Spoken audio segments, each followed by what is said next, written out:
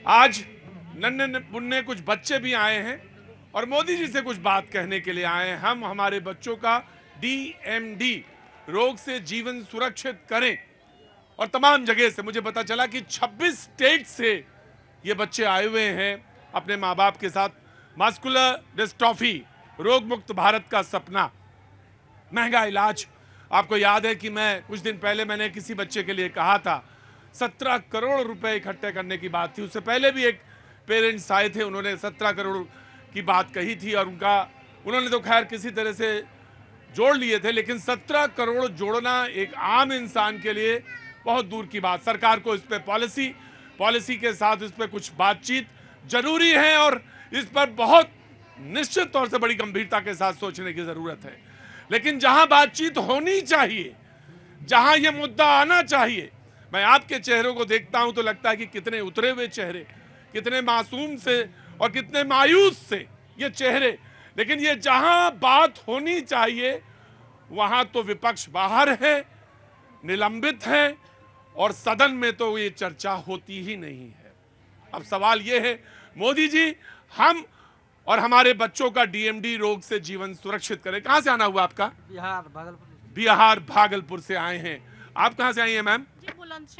बुलंदशहर से। और आप कहां से हैं? पटना बिहार। आप दिल्ली से हैं जी? कन्नौज यूपी, जयपुर राजस्थान से जी, बिहार से, गोरखपुर से, किशनगंज से जी, हाँ जी, सुपौल से, एकदम बिल्कुल बॉर्डर से। ये वो लोग हैं जो आज कई दिनों से दिल्ली आए हुए थे। इन्हें मालूम है कि भैया जी कहीं एक शो होता है, वहां चलना चाहिए, वहां ये बात कहनी चाहिए। मस्कुलर डिस्ट्रॉफी, DMD परिवार, हम बच्चों की एक ही मांग, जीवन दान, जीवन दान। बहुत महंगा इलाज, 17 करोड़ का इलाज है। और जब मैं इनकी तरफ देखता हूं तो लगता है कि इसमें से कितने ऐसे बच्चे हैं जो देश के भविष्य हैं, राष्ट्रपति हो सकते हैं, प्रधानमंत्री हो सकते हैं, न जाने क्या नहीं हो सकते। लेकिन सच ये है कि इनके माँ बाप इनको लेकर इस ठंड में, दिल्ली की इस ठंड में मौजूद हैं। चर्चा होनी चाहिए, जहां चर्चा होनी चाहिए वहां शून्य है मामला। संसद में चर्चा होनी चाहिए इन पर कानून, और कानून इतनी सरलता के साथ बने कि यहां बच्चों तक पहुंचे।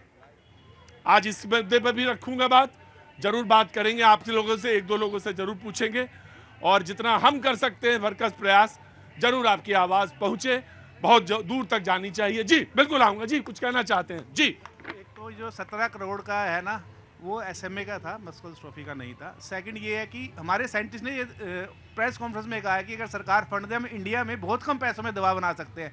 मतलब अभी हम इसको करोड़ों में नहीं आंक सकते, इस मेडिसिन को करोड़ों में तब है जब ये बाहर से आती है। वो भी 17 करोड़ नहीं है, कम में है, कईयों की 3 करोड़ की भी है, 2 करोड़ की भी है।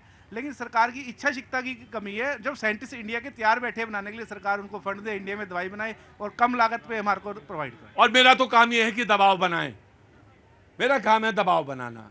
दबाव बनाने का मतलब है कि आवाज उठाना, बात उठाना, कहना, बार बार, 10 बार, 100 बार, 1000 बार, जितनी बार हो ये बात होनी चाहिए। टेलीविजन पे स्पेस नहीं है मुद्दे के लिए, इन मुद्दों के लिए कोई जगह नहीं है। समझने की कोशिश करिएगा, जगह है नहीं, बची नहीं, कोई जगह नहीं है टेलीविजन पे कि इन मुद्दों पे बातचीत की जाए या इन मुद्दों को बातचीत उठाई जाए। कोई समय ही नहीं हो, किसी से पूछेंगे तो कहेगा भाई मेरे पास तो वक्त ही नहीं है इसके लिए, कैसे उठाएं, कैसे बात करें। लेकिन ठीक है, आप जितनी ताकत हो उतनी ताकत से उठाइए और हम जितनी ताकत के साथ दिखा सकते हैं। बस सिर्फ एक बात ध्यान रखिएगा, आंखों में आंसू मत लाइएगा। बिल्कुल नहीं, ये लड़ाई मुझे मालूम है बड़ी कठिन है। पड़ते हैं आंख में आंसू, क्योंकि हमारे एक नहीं 2 बच्चे हैं, बहुत परेशानी है, हमें बहुत दिक्कत होती है, सरकार सुनती नहीं है हमारी। सर मेरा बच्चा चलता था, ये उसको DMD, अभी दूसरा लड़का मेरा ये है, इसको DMD है। मेरा बच्चा जो बोलता है ना कि हमारे घर पर न्यूज वाले तब आएंगे जब हम मर जाएंगे, तब हमारे न्यूज वाले हमारे दिखाने के लिए आएंगे। हमारे बच्चे ऐसे ऐसे हमारे बच्चे बोलते हैं सर। सब जगह से थक हार करके मैं वो जगह पर गया जिस जगह पर नहीं जाना चाहिए। हमारे बिहार के स्वास्थ्य मंत्री मंगल पांडे थे, मैं उनके दरबार गया। तेजस्वी यादव, नीतीश कुमार के यहाँ जनता दरबार में हम लोग को जब एप्लीकेशन डालते हैं जनता दरबार के लिए तो हम लोग को एप्लीकेशन अप्लाई नहीं होता है। राष्ट्रपति शासन के यहाँ हम लोग ने दिया है एप्लीकेशन, वहाँ पर भी हम लोग नहीं है। प्रधानमंत्री को हमने मेल किया है, वहाँ पर भी कोई नहीं है। हम लोग राष्ट्रपति से हम लोगों ने पूरे परिवार के साथ इच्छा मृत्यु की मांग की है, वहाँ से भी कोई अभी तक रिप्लाई नहीं। इच्छा मृत्यु दे दीजिए। इसलिए 2 बच्चे हैं, दोनों को डीएमडी है, दोनों को है डीएमडी। क्या करें? मैंने कहा कि रोइएगा मत। कैसे ना आंख से आंसू निकलेंगे ही। संतान सामने बैठी है, खड़ी नहीं हो सकती। माँ पिता खड़े हैं उनके संघर्ष के लिए और संतानें बैठी हुई हैं सामने। क्या नाम है आपका? संध्या। कहाँ से आई हैं? यूपी कन्नौज से। यूपी कन्नौज से। कहाँ बच्चा? ये है बच्चा, ये बैठा है। ये बीमारी सर ऐसी है जैसे लकड़ी दीमक को प्रतिदिन खाती है, हम लोगों को पता नहीं चलता। उसी तरीके से ये हमारे बच्चों को हमारी आंखों के सामने प्रतिदिन कमजोर करती है। हम लोग कुछ नहीं कर पा रहे हैं। मैं समझता हूँ जितनी बार जितनी संवेदनशीलता के साथ इस मुद्दे को उठाना चाहिए मैं कोशिश करता हूँ, बार बार कोशिश करूंगा, जितनी बार हो सकता है करूंगा। लेकिन और बाकी बातचीत के लिए मुद्दे खुले हुए। कहाँ से आना हुआ आपका?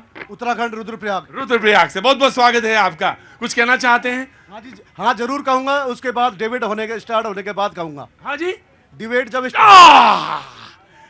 स्टार्ट हो जाएगी उसके बाद कहेंगे। चलिए, डिबेट तो स्टार्ट हो गई है, ओपन हो गई है। बीजेपी ने कहा कि बुजुर्गों का अपमान करना, अपने परिवार के बुजुर्गों का अपमान करना या उनको अपमानित करते हुए दिखाना या उनका वीडियो बनाना, ये कहाँ के संस्कार हैं जो ये हम देख रहे हैं। बातचीत शुरू करते हैं, डिबेट शुरू करते हैं। All are welcome. मैं आज किसी का तारुफ नहीं कराऊंगा, परिचय नहीं कराऊंगा, वक्त जाया होता है। जी, बीजेपी। प्रतीक जी, अभी जो कुछ देखा सुना, ये मुद्दा तो बहुत संवेदनशील है, लेकिन जब सामने प्रत्यक्ष हम उनको सुनते हैं तो थोड़ा सा भावनात्मक हर कोई इंसान हो जाएगा।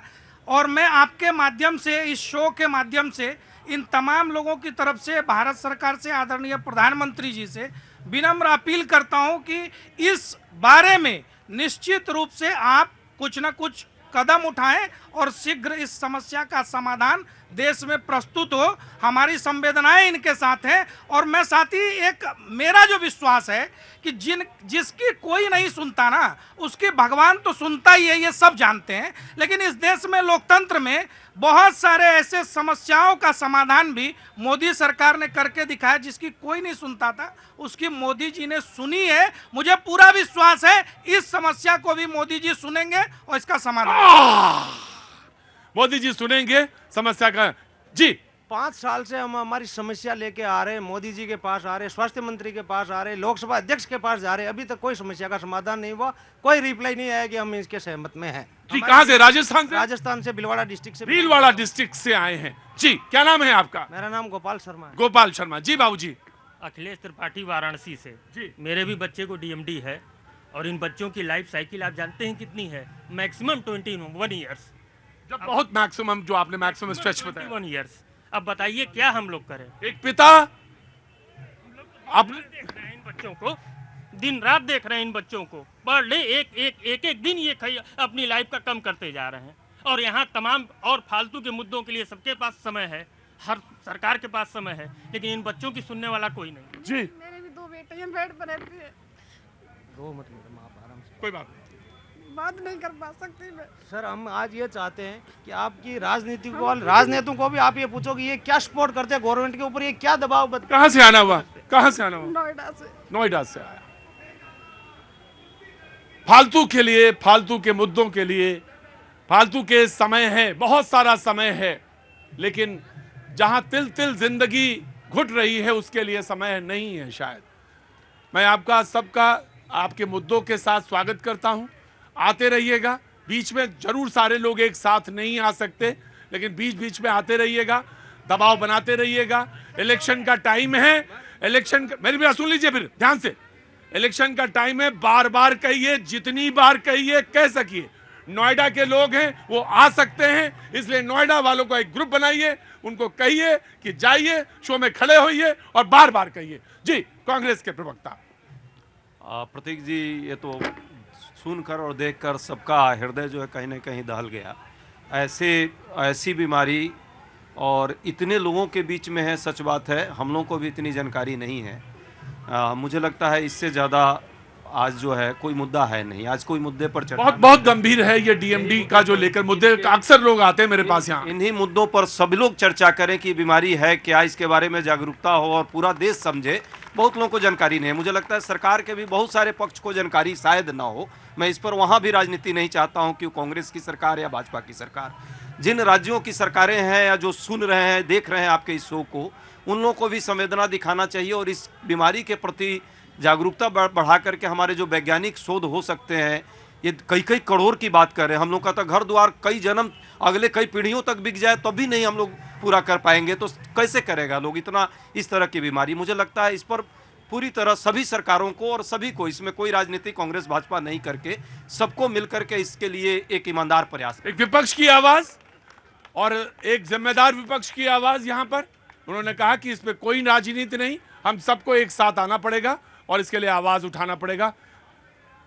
देर जरूर लग सकती है, मुझे मालूम है देर जरूर लग सकती है, लेकिन रोशनी ऐसा नहीं है कि आएगी नहीं, आएगी, जरूर आएगी। रात में सोते हैं हम, उनको भी ऐसे ही उल्टा पलटी करते हैं, खाना खिलाते हैं, पानी पिलाते हैं, बाथरूम। मुझे मालूम है, मैंने देखा है, मैंने परिवार से कई परिवारों को मैं जानता हूं जहां हैं, लेकिन बहुत हिम्मत और बहुत उन परिवार के लोगों के बीच में कितने लोग ऐसे हैं जो स्वयं झेलते हैं। मैं पेरेंट्स को नमस्ते करता हूं, प्रणाम करता हूं, मैं जानता हूं आपके कष्ट कितना बड़ा कष्ट है और कहां से कैसे गुजरती हैं आप।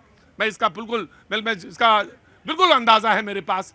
एक ही बात बार बार कही जाएगी तो दबाव बनेगा। जरूरी, मेरी बात सुनिए, हर आदमी बोले जरूरी नहीं, बिल्कुल जरूरी नहीं। आपका मकसद ये है कि इस बीमारी पे सरकार कोई ना कोई आवाज सुने और इस पे कोई ना कोई हल लेके आए।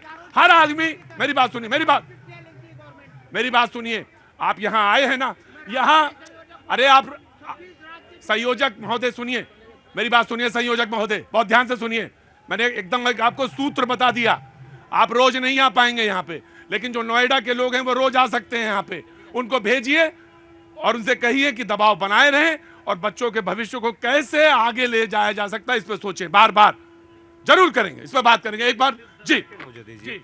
एक बड़ी, मतलब इतने सालों से मैं आपके एक शो में लगभग 5-6 सालों से आता हूँ और भी कई बार मुद्दे आते रहे और सब मुद्दों को क्या पता, आपके प्रति भी एकमात्र ये शो है जिस शो के माध्यम से लोग अपनी समस्या लेकर आते हैं और शायद उनका कुछ न कुछ निदान होता होगा, तभी लोग आपके बीच आशा है। उनको लगता है कि कहां कितने पत्र लिखे, संयोजक साहब कह रहे हैं कितने पत्र लिखे, कितने लोगों को कह दिया, लेकिन कोई हल नहीं निकलता। मैंने कहा कि ठीक है, यहां भी आइए, कोशिश करिए, बार करिए, कहीं ना कहीं कोई से कोई चीज निकल आ जाएगा। ये रोग के बारे में हम लोग को भी पहली बार जानकारी मुझे व्यक्तिगत लगी है। कोई बात नहीं, और ये हृदय विदारक है, बहुत हृदय विदारक है। और इसमें बच्चे, और ज्यादा से ज्यादा जो बात उन्होंने कही, मैं तो कह नहीं पाता, लेकिन वो पिता का हृदय कितना मजबूत होगा जो मुझसे कह रहा कि इस बीमारी में सिर्फ 21 साल, बहुत सारे लोगों को जानकारी है दिल्ली में जो रहते हैं, बड़े शहरों में, जहाँ पे बहुत सारे लोग इस बारे में बार बातचीत कर रहे हैं, वो इस बात से भिज्ञ हैं।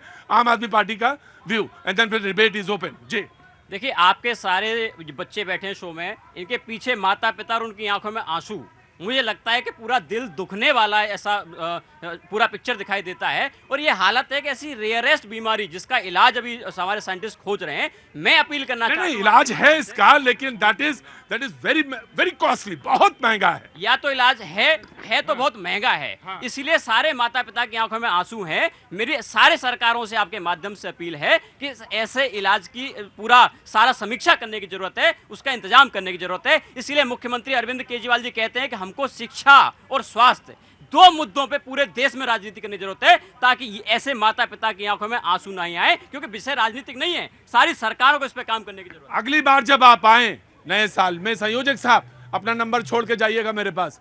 जब आए तो किसी डॉक्टर को मैं बुला लूंगा, तो इसमें और लोगों को, जितने लोग वहां दूर देश में बैठे हैं, कोने कोने पे उनको जानकारी होगी। जी कुछ कहना चाह रही नीति जी? प्रतीक जी, आज हृदय से बोलना चाहती हूँ कि संसद के समान लोकतंत्र का एक मंदिर भैया जी कहीं का ये प्लेटफॉर्म भी है, जहां पे देश की जनता अपनी समस्या लेकर आती है। और आपके दायित्व निर्वहन को मैं सैल्यूट करती हूं कि जिस तरीके से आप अपने दायित्व का यहाँ निर्वहन करते हैं और इन लोगों को एड्रेस करते हैं। इसी तरह अगर हमारे सांसदों ने अपनी लोकसभा की मर्यादा को अगर रखा होता तो आज शायद ये समस्या देश को देखने नहीं पड़ती। Now the debate is open.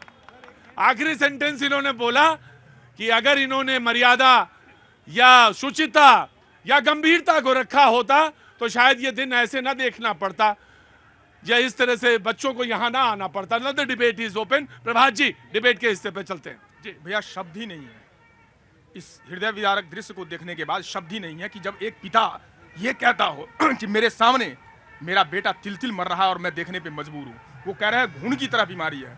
मैं भी रियली नहीं जानता इस बीमारी के बारे में और मुझे कहने में जरा भी अतिशयोक्ति नहीं है कि मुझे नहीं पता था।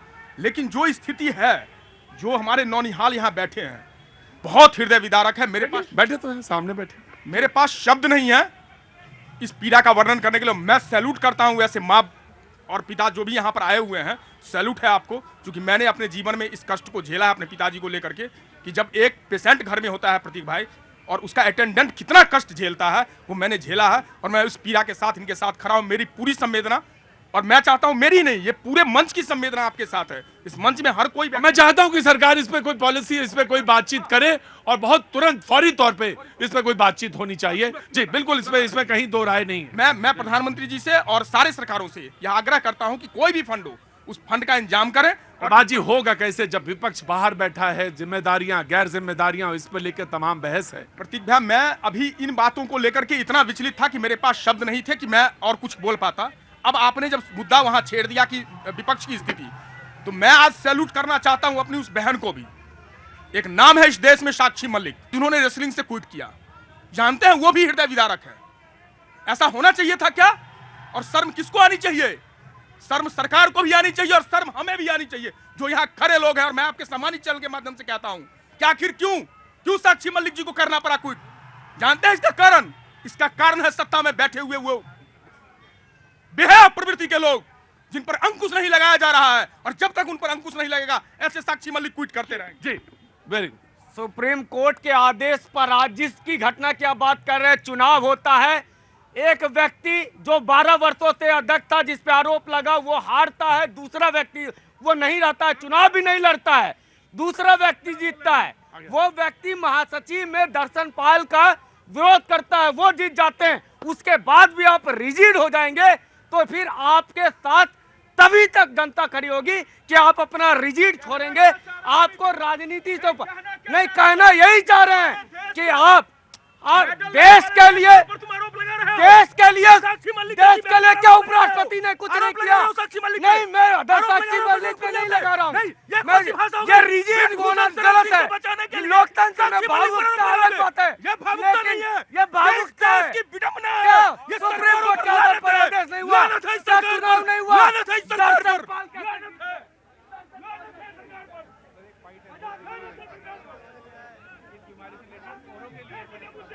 दूसरे बच्चों के लिए भी है सर। इस बीमारी में जैसे हम लोग पीड़ित है, एक ना टेस्ट होता है CVS टेस्ट, अगर सरकार उसको कंपलसरी कर दे तो कम से कम टेस्ट CVS टेस्ट कंपलसरी कर दे। हर जो मतलब मैरिज होती है लड़का लड़की की, मैरिज के बाद ये टेस्ट होता है। कम से कम जो बच्चे आने वाले हैं उनको तो रोका जा सकता है। अभी हमें ही सरकार इलानी दे रही है और ये संख्या बढ़ती जाए। CVS टेस्ट कितना कॉस्टली है? ज्यादा कॉस्टली नहीं है सर। सरकारी हर चीज आज 5 से 10 हजार में टेस्ट हो जाता है ये, लेकिन अवेयरनेस की वजह से अब जो कह रहे हैं ये बहुत महत्वपूर्ण बात कर रहे हैं कि CVS टेस्ट सरकार को कंपलसरी करना चाहिए। अगर वो कंपलसरी हो तो डिटेक्शन जो है वो पहले पता चल सकता है। लेकिन सवाल ये है, ये तो हम कंपलसरी कर देंगे, लेकिन कुछ चीजें और भी कंपलसरी करने की जरूरत है। वो कहां से लाएं जिसकी जरूरत है सबसे ज्यादा? हमने तो चुन के भेजा था कि इस पर बहस होगी, बातचीत होगी, कोई नए मुद्दों पे नई बात होगी। इस पर बात होगी कि स्वास्थ्य और शिक्षा पर कैसे बात बनेगी। इस पर बात होगी कि अगर कोई बीमार है, अगर हमारी पीढ़ी कमजोर है तो उसको कैसे आगे लाएंगे, इस पर बात होगी। लेकिन बात तो कुछ और चली गई, बात तो कहीं और होने लगी, बात तो किसी और पे हो गई। तो सवाल यह है कि मां के आंखों में आंसू क्यों ना हो, पिता ये क्यों ना कहे कि मेरे बच्चे की उम्र सिर्फ 21 बरस हो सकती है मैक्सिमम इस बीमारी में, DMD में, और तिल तिल के जा रहा है। उस सोचिए उस पिता का दिल क्या कहता होगा जो कह रहा कि मेरे बच्चे की उम्र जो है तिल तिल कम हो रही है। क्या बोलूं मैं? जी जी सर, मैं थोड़ी देर के लिए चला गया था क्योंकि मैं भुक्तभोगी हूँ। हमारे पिताजी को भी ऐसे हुआ है कि उनको ले जाना ले आना। हमारे यहाँ कोई है नहीं, सिर्फ माता जी है, हमारे 2 बच्चे हैं जो दिन रात लगे रहते हैं। हम लोग का दुर्भाग्य है ये कि उनके साथ नहीं है। ये मौका हमारे लिए था क्योंकि हम पुत्र हैं, हम भुक्तभोगी हैं। इसलिए मैं सरकार से कहना चाहता हूं, मोदी जी से कहना चाहता हूं कि इस देश के गरीबों की पुकार सुनिए और इन बच्चों के लिए एक ऐसी सिस्टम बनाइए, एक ऐसी उपचार बनाइए ताकि इनका इलाज हो और ये खड़े हो सके। ये इस देश के लिए बहुत जरूरी है। यही हमारे देश के भविष्य हैं। अगर ये अंधकार में रहेंगे तो ये देश कैसे चलेगा? मोदी जी, मैं आपसे हाथ जोड़ करके विनती करता हूं कि इनकी आवाज सुने। और मैं इनको कहना चाहता हूं कि राजनीति मत करिए साहब, महिलाओं के ऊपर राजनीति मत करिए। आओ, वो जो महिला है उस पर तो कार्रवाई हो रही है, सुप्रीम कोर्ट, हाई कोर्ट। आप आज तक नहीं बता पाए, आपके कान में जू तक नहीं लगी जब कश्मीर में उस बहन को बलात्कार करके आरी से काट दिया गया तो आपके राहुल गांधी जी, आपका नेता कांग्रेस पार्टी की आवाज तक नहीं जाती है। ये इस देश का दुर्भाग्य है। इन्हें लोकतंत्र की चिंता नहीं है सर, इन्हें सिर्फ एक परिवार की चिंता है। इन्हें इन बच्चों की चिंता नहीं है, इन्हें सिर्फ एक परिवार की चिंता है।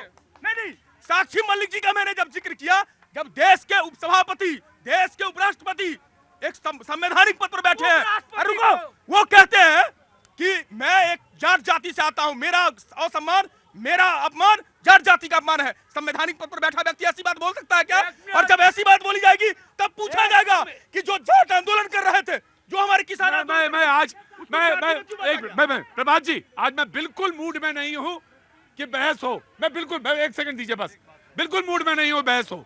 मैं आपसे ये पूछना चाहता हूं, तो क्या संवैधानिक पद पे बैठा हुए व्यक्ति को अपमानित किया जा सकता है? नहीं, आप ही ने कहा ना कि क्या ये कह सकता है, तो क्या ये कहा जा सकता है?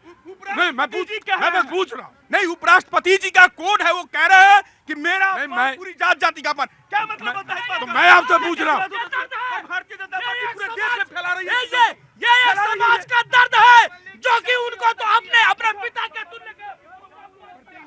मैं कहता हूं प्रभात जी, छोड़िए जात छोड़िए। मैं आपसे एक सवाल पूछता हूं, जो नकल उतारी गई, क्या वो सारे समाज में बुजुर्गों का अपमान है या नहीं? इसका जवाब दीजिए मुझे। मैं आ रहा हूं। एक संवैधानिक पद पर बैठे हुए उपराष्ट्रपति का इस प्रकार से मिमिक्री करना और कांग्रेस के भावी मिस्टर राहुल गांधी का फोटो खींचना, वो एक देश के लिए शर्मसार है और बहुत ही ज्यादा शर्मसार है। जी बिल्कुल, मैं बीजेपी को दूंगा। जी प्रतीक जी, अभी यहाँ पर बहुत संवेदनशील विषय पर बात हुई, गरीबी की बात हुई, गरीबों के साथ खड़ा होने का आह्वान हुआ, सबने एक स्वर में कहा, लेकिन अगले ही क्षण कहाँ पहुंच गए? तुरंत जाति। अभी इनको जाति के आधार पर चीजों को देखना है।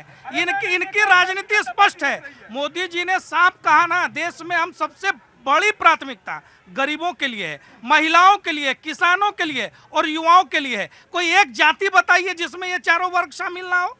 तो मोदी जी जिस सकारात्मक राजनीति की ओर बढ़ रहे हैं, उससे रोकने के लिए संसद के भीतर क्या होता है उसका एक नमूना यहाँ भी उनके प्रतिनिधि दिखाते हैं। कोड ऑफ कंडक्ट है इस डिबेट का। एक व्यक्ति जिसके सामने माइक है वो बोलेगा। प्रतीक जी को माइक हटाने का अधिकार है, लेकिन दूसरा अगर डिस्टर्ब करता है तो प्रतीक जी भी उसको कई बार प्रतीकात्मक सजा देते हैं। वैसे ही संसद के भीतर नियम, कानून, संविधान लागू है। अराजकता से लोकतंत्र नहीं चलेगा। जी सबको बाहर निकाल देना भाई, सबको कैसे बाहर निकाल? सबको बाहर कर दे। यही तो तानाशाही के खिलाफ हम आवाज उठा रहे हैं। सबको निकाल दे बाहर। ये विपक्ष चाहिए नहीं, इनको डर लगता है। इनको जब मैंने उस दिन बोला था ना, तानाशाह डरपोक होता है, यही कारण था बोलने का। देश को विपक्ष नहीं चाहिए, इसीलिए 44 सीट पे आप अटक गए हैं। देश को विपक्ष नहीं चाहिए आप जैसा, इसीलिए आप 44 सीट पे अटक गए। हमें वोट दे रहा है ना, वो पूरी जनता तुम्हारे हिसाब से मूर्ख है। जो विपक्ष को वोट करती है वो मूर्ख है। निकाल दो ना पूरे विपक्ष को बाहर, पूरे विपक्ष को कर दो बाहर। क्या अमित, ये तानाशाही इस देश की जनता जवाब देगी। अरे तानाशाही होता तो मध्य प्रदेश जनता जवाब देगी। 19 के बाद आपके शो में फिर आ गया, क्योंकि मुझे कहीं एंट्री नहीं है। एंट्री नहीं है कहीं, किसी की एंट्री नहीं है। रुको, मैं आ रहा हूँ, आऊंगा, आ रहा हूँ। चुपचाप खड़े रहिए जी, बोलिए। इन्होंने कहा तानाशाही, मैं आपको यही कहना चाहता हूं भैया, आप वो तानाशाही भूल गए जब देश को इमरजेंसी की हाल में झोंक दिया गया था, युवाओं को अंधेरे में बंद कर दिया गया था, देश के नेताओं को, विपक्ष को आप जेल के काल कोठरी में डाल देते थे, तब कहा था। और मैं दूसरी बात देखिए, मुद्दा आज देश में मिमिक्री है ही नहीं, मुद्दा है कि लोकतंत्र के मंदिर में इतना बड़ा हमला होता है जो भारतीय जनता पार्टी के सांसद के द्वारा पास बना के अंदर लिया जाता है। जब देश के सांसद आवाज उठाते हैं, उस पर एक्शन हो, तो देश में 141 सांसदों को सस्पेंड कर दिया जाता है, उनकी आवाज को दबा दिया जाता है। लेकिन उसके बाद ये लोग कहते हैं कि जाट का अपमान हो गया। मुझे याद है हमारी बहन साक्षी मलिक, जिसने आज कुश्ती से संन्यास ले लिया क्योंकि भारतीय जनता पार्टी के सांसद के से को न्याय नहीं मिला। उन्होंने कहा किसानों का अपमान हो गया। जब दिल्ली की सरहद पर 700 किसानों ने अपने हाथ, जिन्होंने अपनी जान गंवा दी, जब भारतीय जनता पार्टी का एक आदमी नहीं बोला। ये राजतंत्र वाले लोकतंत्र की बात करते हैं, तब लोकतंत्र कहा गया था जब इमरजेंसी में आपने सारे विपक्ष को जेल में डाल दिया था, तब लोकतंत्र कब गया था? जब सारे, अब 2 मिनट शांति रखिए, शांति रखिए। आप अपने अधिकारों का दुरुपयोग करते हैं। आपको ये बताइए,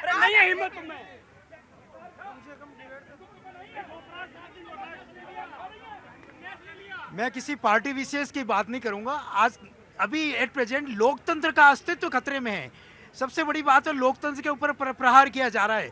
जब चुनाव आयुक्त की नियुक्ति की जाती है एक निष्पक्ष बोर्ड के द्वारा, जिसमें एक सुप्रीम कोर्ट का न्यायाधीश और एक प्रधानमंत्री और विपक्ष का नेता होता है, तो मेरे को एक बात समझ में नहीं आती, इसमें जो सुप्रीम कोर्ट के न्यायाधीश का पद क्यों हटा दिया जाता है जानबूझकर, और उसकी जगह मोदी जी अपने मंत्रिमंडल के सदस्य को लाते हैं ताकि चुनाव आयुक्त को, इलेक्शन कमीशन में डिफाइंड है कैसे, वो तो और डेमोक्रेटिक किया उन्होंने। बिल्कुल मैनिपुलेट किया जा रहा है।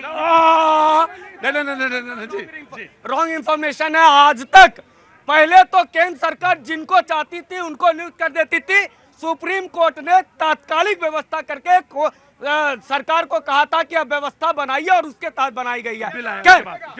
अभी लोकतंत्र की बात कर रहे थे, ये लोकतंत्र का मजाक इससे बड़ा क्या हो सकता है जो आम आदमी पार्टी कर रही है।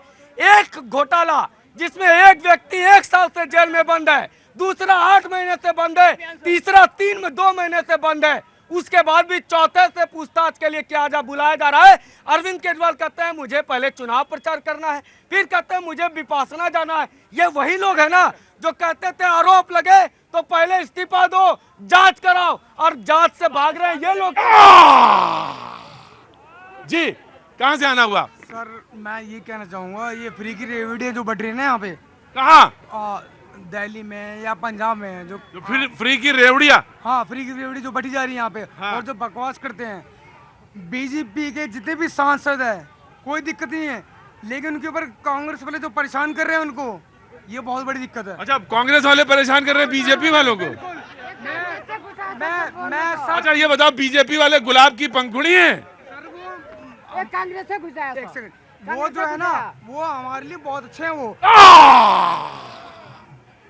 करे कि कांग्रेस वालों को बीजेपी वाले परेशान कर रहे हैं। हमारी भी एक परेशानी है, और वो परेशानी ये है कि आग का दरिया है और तैर के जाना है मुझे भी। दिक्कत ये है कि मुझे, जब मैं आपके साथ हूं या आपकी तरफ घूम जाता हूं तो वही आप ही जैसे आप ही लोगों के बीच से एक छोटे से शहर से आया इंसान हूं, खो जाता हूं आपके बीच में। बहुत देर लगती है मुझे वहां से निकलने में, और बाज़ दफा ऐसा होता है कि मैं निकल नहीं पाता हूं बाहर। जो शो कर तो रहा हूंगा वो शो, लेकिन मैं पूरी तरह से बाहर नहीं आ पाता। ये मेरा दिक्कत है। अगर बहुत प्रोफेशनली बात करें तो हमको डूबना नहीं चाहिए, और मुझे सतही तौर पे कह के निकलना चाहिए और निकल जाना चाहिए। हाँ, ये एक बीमारी है, और इस बीमारी से मस्कुलर डिस्ट्रॉफी कहते हैं। इसका इलाज लाइलाज बीमारी है। ज़्यादा से ज़्यादा 21 बरस आदमी बच्चा जीता है, तिल तिल मरता है, माँ बाप को मालूम होता है। मैं भी कह के निकल जाऊं, लेकिन मुश्किल मेरे साथ ये है कि मैं कर नहीं पाता। ये मेरी दिक्कत है, मैं नहीं निकल पाता वहां से। बहुत देर तक रहता हूं कि कैसे वहां से बाहर आऊं, कैसे बाहर आऊं। कोशिश बहुत सारी करता हूं कि कैसे बाहर आ जाऊं और मुद्दे में चला जाऊं। जो पार्लियामेंट में हो रहा है उधर चला जाऊं, हो हल्ले में वहां चला जाऊं, जो तमाम जगह दिखाई नहीं दे रहा, जो तमाम जगह बात करनी है उधर चला जाऊं। लेकिन दिक्कत मेरी है कि फंस जाता हूं। चॉकलेट अच्छी है, अच्छी, यही है बस। कुल मिला के तो बातचीत का सिलसिला रोज जोड़ना होता है, जोड़ दूंगा, लेकिन आंसुओं के की ऐसी चीज होती है जो मुझसे भी देखी नहीं जाती। क्या करूं, जब जितनी बार मैं आपको देखता हूं मेरी आंखें मिल जाती हैं, जितनी बार मैं उधर जाता हूं उधर आंखें मिल जाती हैं, सारी आंखें मेरी तरफ घूर रही होती हैं। मैं क्या करूं, कहां तक बचूं, कहां से आना हुआ आपका? गोरखपुर से। अरे कोई और बात कहिए जी, आज मैं कुछ नहीं कहने के मूड में हूं, क्योंकि इन बच्चों की समस्या और इन अरे आप भी मूड के हिसाब से चलती हैं। बच्चों का दर्द और वो मतलब जो है इनका दर्द देख करके मुझे बहुत ही दुख हो रहा है। अरे तो जब इतना है सबके दिल में तो काहे नहीं कुछ हो रहा है, हो ही जाए, कुछ बढ़िया बनी ही जाए। जब सब इतना सबका दुखी है मन में, सब एकदम पीड़ा लोटी जा रही है, सब एकदम भाव विहल हैं, तो कुछ ना कुछ तो हो ही जाना चाहिए, है ना जी। कहाँ से आने हुआ आपका? सर रायबरेली यूपी से। क्या नाम है? इंद्रजीत। कोई और बात कहो। सर मैं एक छोटी सी घटना बताता हूँ। मेरे साथ एक कर्मचारी काम करते हैं, उनके बेटे को हुआ था जब वो दिल्ली के एम्स में गए। भी वही बात बताओगे? बिल्कुल सर, इससे बड़ा बात हो ही नहीं सकता सर। और वो दिल्ली में जब देखिए, अब मैं आया आपके पास, मुद्दे पे लौट आया मैं। ईमानदारी से शिद्दत के साथ कोई बात कही जाए तो समाज में असर होता है, कैसे नहीं होता है। क्या काम करते हैं साहब आप? सर मैं ड्राइवर हूँ। ड्राइवर हैं? उन्होंने बहुत जोर दी एक बात, और उन्होंने कहा कि मस्कुलर डिस्ट्रॉफी में जिस पे बड़े बड़े एक्सपर्ट नहीं बोल पाएंगे, मुझे भी बहुत ज्यादा नहीं मालूम है इस पर, डीएमडी, जिसमें मालूम है कि 21 बरस तक मैक्सिमम कोई बच्चा जीता है, तिल तिल मरते हैं, माँ बाप के आंख में आंसू रहते हैं, जानते हैं, यही बस मालूम है। जी क्या किस्सा है? सर उन्होंने जब चेकअप करवाया तो डॉक्टर ने उनको साफ साफ नहीं बताया कि इसका इलाज नहीं। उन्होंने बोला इसका इलाज ही नहीं है और आपका बेटा 10-12 साल जिएगा। तो उन्होंने बोला कि दूसरे बच्चे की प्लानिंग करोगे तब भी हो सकता है उसको ये बीमारी है। उन्होंने अपनी पत्नी को नहीं बताया, हम दोनों आपस में रोए अकेले में, लेकिन उन्होंने अपनी पत्नी को नहीं बताया, अकेले वो दर्द झेल रहे हैं आज तक। कई ऐसे लोग हैं जिन्होंने मुझे अभी विज्ञापन दिया, उन्होंने कहा कि उत्तर प्रदेश, झारखंड, दिल्ली, हरियाणा, राजस्थान, पंजाब, मध्य प्रदेश, 23 का शायद ये पत्र है, सरकार को भेजा गया है। जम्मू कश्मीर, सैकड़ों बच्चे इलाज एवं दवाइयों से अभाव में तड़प तड़प कर अल्प आयु में दम तोड़ देते हैं। इन्होंने लिखा है, किसी परिवार का जिक्र किया है कि उन्होंने आत्महत्या कर ली, इसलिए आत्महत्या कर ली कि अपने बच्चों को देख नहीं सकते थे। मध्य प्रदेश की घटना है ये। वहाँ के पार्षद थे, उनके 2 बेटे थे, पत्नी, और जिक्र नहीं करूंगा मैं। वो उस इलाज के लिए, उस बीमारी के इलाज के लिए, उस तमाम उपक्रम के लिए आज ये तमाम सारे बच्चे यहाँ इकट्ठा हुए हैं और उसके लिए बातचीत करना चाहते थे। मेरे शो में तो रोज कुछ ना कुछ होता है। कहाँ से आना हुआ आपका? From Ladakh. From Ladakh, you welcome. हाँ जी बोलो, तुम तो वो हो ना, वो क्या आर के रैपर। रैपर, चॉकलेट का रैपर। हाँ, गाने वाला रैपर। आओ अंदर आओ यार, थोड़ा मूड बदलो मेरे शो का। आज शो बहुत अंदर चला गया एकदम। हाँ जी बोलो। शुक्रिया सर। मैं इन मुद्दों से अलग राम मंदिर के ऊपर एक रैप सुनाना चाहता हूँ और बच्चों के दुआ के तौर पे भी सुनाना चाहता हूँ, तो सुनाऊँ? हाँ हाँ, कौन रोकेगा, नाम ही ले लिया राम का, तो रोकने का किसकी हिम्मत है भाई। शुक्रिया। हाँ। है जीवन दाता राम मेरा, मैं राम नाम का जाप करूं, कर देना मुझे माफ जो भगवान अनजाने में पाप करूं, जाप करूं मैं संग में राम के अपनी माता सीता का, वो प्राणी भी क्या प्राणी जो भगत न राम और सीता का। है जीवन दाता राम मेरा, मैं राम नाम के गुन गाऊं, लैला के तो बहुत बने मैं तेरा मजनू बन जाऊं मैं भगत तेरा, क्या देगा मुझको ज्ञान नहीं, चाहे जितना ज्ञानी बन जाऊं पर बन सकता हनुमान नहीं, अनुमान नहीं तेरी शक्ति का, तू पूरे जगत का दाता है, राम नाम जो जपता है वो पाप मुक्त हो जाता है, कलयुग का मैं प्राणी हूँ इस काल खंड में वास करूं, कर देना तू नाश मेरा जो कलयुग का मैं नाश करूं, प्रयास करूं बचने का इस दुनिया की माया से, होता देखा बर्बाद मैंने जो दूर है तेरी छाया से, माया से मुझे लेना क्या, तुझे प्यार करूं मेरी रूह से, मैं अंतिम सांस तक राम राम बस बोलूं मेरे मुंह से मैं। इज अ रैपर है। ये आधुनिक विधा है, हालांकि छंद से जुड़ी हुई है, लेकिन उसको और छंदबद्ध किया जा सकता है। लेकिन क्या नाम है आपका? नहीं, थोड़ा सा रह गया अभी। अब रुको, आज इतना रुक जाओ, है ना, आज इतना ही रुको जी। समाजवादी पार्टी, सॉरी, आम आदमी पार्टी। आज हमारा होश नहीं ठीक है, तो इतना ज्यादा उलझ गया मैं जी। हाँ जी, बात तो एक ही है, भ्रष्टाचार के आरोपों पर दोनों दुम दबाकर भागते। नहीं ये आम आदमी पार्टी। देखिए, मैं भी सारे चैनल देख रहा था। सबसे पहले आपका धन्यवाद कि आप इकलौते चैनल है जो इसी गंभीर जैसी समस्या पर बात कर रहे हैं। पहली बात देखिए, अब इन सारे बच्चों का इलाज कैसे होगा, मैं गूगल कर रहा था। हमारे देश में सबसे ज्यादा कम हेल्थ बजट जो है 2% के आसपास हमारे देश का हेल्थ बजट है। मैं गूगल कर रहा था कि राष्ट्रीय हेल्थ मिशन का जो पैसा था उस पैसे में कमी कर दी गई। रिसर्च का पैसा जो सारे देश पूरे वैज्ञानिक का पैसा खर्च होता है, सबसे कम रिसर्च का पैसा खर्च हमारा देश खर्च करता है। जो हमारे वैज्ञानिकों को पैसा मिलना चाहिए इस गंभीर जैसी बीमारी का इलाज ढूंढने के लिए, उनके पैसों में काट दिया जाता है। इनका इलाज कैसे संभव होगा? अरविंद केजरीवाल लोग कहते हैं कि हमारे देश में आज भी शिक्षा और स्वास्थ्य जैसे मुद्दे हैं, वो चुनावी मुद्दे होने चाहिए। मैं सारी पार्टियों से आह्वान करना चाहता हूं, 2024 का चुनाव शिक्षा और स्वास्थ्य पे होना चाहिए, बेरोजगारी पे होना चाहिए, मजदूर किसान पे होना चाहिए। इन सारे मुद्दों पर वो जो 6 लाख बच्चे जो है धरना पर बैठे हुए हैं, बेरोजगार करके आपने उनको बाहर कर दिया है, उनके बारे में क्यों नहीं बोलते? वो जो स्वास्थ्य की बात कर रहे हैं यार, हाथ पकड़ रहे हैं। 18 करोड़ नौकरी कहाँ है? बताइए, नौकरी का नौकरी तो सबको ये 500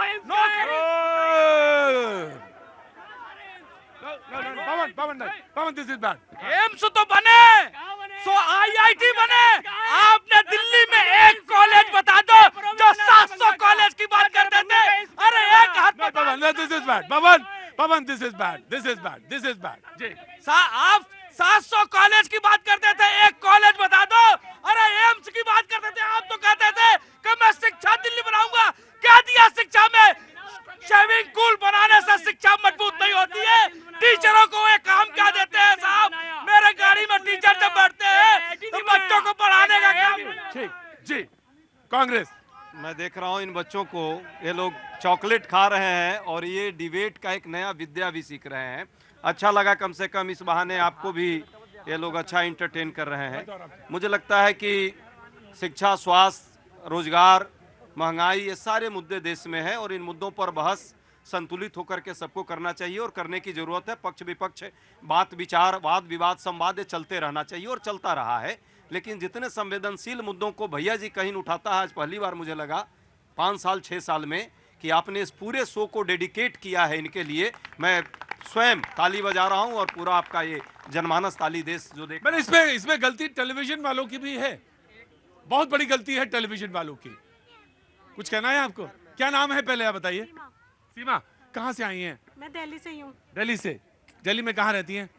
त्रिलोकपुरी। जी बोलिए। मेरा बेटा चंद्रयान के इतने सपने देखता है।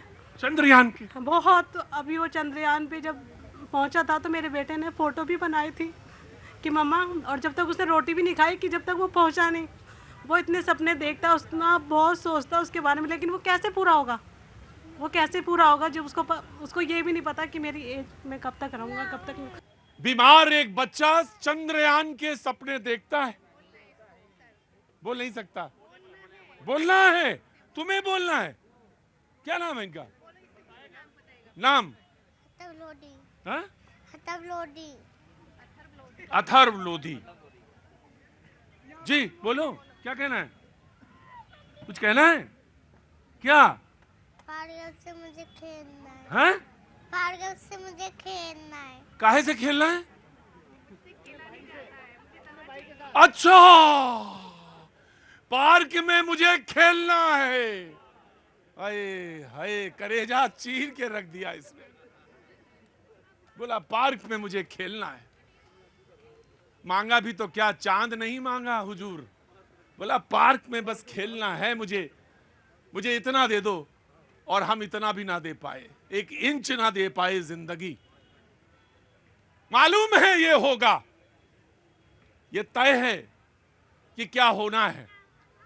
उसमें भी हंसी है अथर्व के चेहरे पे, और वो हंसी ये कहती है कि मुझे पार्क में खेलना है, बस मुझे इतना दे दो। प्रतीक जी, मैं यही बोलना चाहती हूँ कि ये बच्चों को आज खेलना है, उड़ना है, आकाश की ऊंचाइयों को छूना है। और कहीं ना कहीं ये जो बीमारी है इसकी वजह से ये नहीं लड़ पा रहे हैं। लेकिन भारत वो संस्कृति है, आज हमारी साइंस एंड टेक्नोलॉजी, अगर आज हम अमृत काल में जी रहे हैं तो कहीं ना कहीं उस अमृत काल का साक्षात्कार भी कर रहे हैं कि आज विश्व का सबसे पहला देश चंद्रयान में साउथ पोल में पहुंचने वाला आपका देश है। कोविड की वैक्सीनेशन वॉर हमने जीती है। निश्चित रूप से मेरे भाई, जिस प्रकार से टेक्नोलॉजी के ऊपर, जिस प्रकार से हेल्थ केयर के ऊपर, वेल्फेयर के ऊपर, रिसर्च के ऊपर, चाहे वो डिफेंस हो, चाहे वो हमारी स्पेस हो, चाहे वो मेडिकल हो, हम जो अपने देश को, अपने साइंटिस्टों को जो इंफ्रास्ट्रक्चर दे रहे हैं इस काल में, निश्चय रूप से आज इस देश ने पोलियो भी हराया, इस देश ने लेप्रोसी भी हराया, कोविड की वॉर भी जीती, और हम मस्कुलर डिस्ट्रॉफी के अगेंस्ट भी ये वॉर जीतेंगे। इसका मैं आश्वासन देती हूँ कि हमारी संस्कृति, हमारी साइंस और टेक्नोलॉजी हमको बहुत आगे लेके जाएगी। जी, मैं आता हूँ, पवन आता हूँ। जी प्रभात जी, जब कोरोना का काल चल रहा था प्रतीक भाई, तो जो 2 पंक्ति मैंने लिखी थी, आज मुझे लगता है वो पंक्ति सार्थक हो रही है। जो मेरी बहन ने कहा वही वो पंक्ति का हिस्सा था कि शहर शहर और डगर डगर भूखा भारत चलता है, मंगल तक तो पहुंच गए, ऐसा भारत खलता है।